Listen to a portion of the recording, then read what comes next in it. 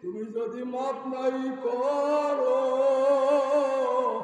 ওই জাহান্নামের আযাব সইতে পারবো না। জোরে রাখবেন আল্লাহ। এ আমার বাবারা জোরে রাখবেন আল্লাহ। আমি আর গুনাহ করব না, আমি হইলাম জাহান্নামের আসামি। কি সবাই বলেন নাই?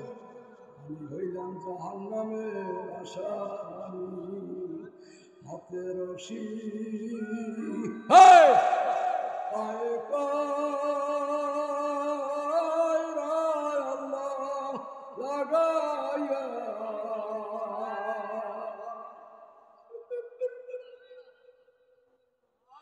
কেমনে দিবা জাহান্নামে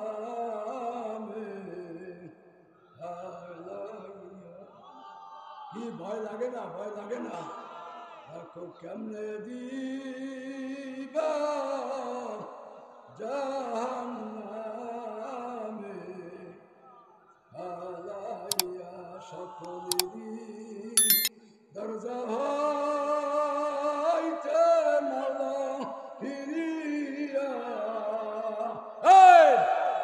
তোমারি দরজায় রইলাম বলিয়া।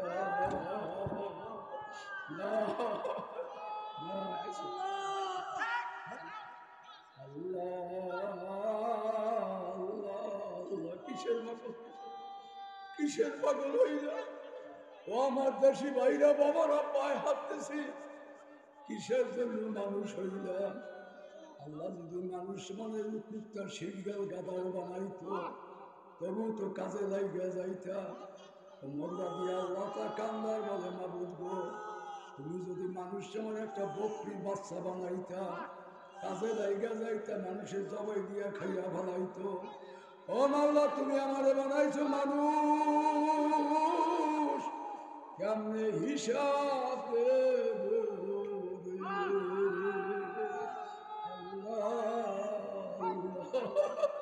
আল্লাহ কারীম ইয়ামত শোয়ে মুসাদ খোদা বান্দা মেরা তেরা কর দে জুদা। এ আল্লাহর বান্দারা, আরে স্বীকৃত বড় মিয়াগিরিতে কাজ হবে না।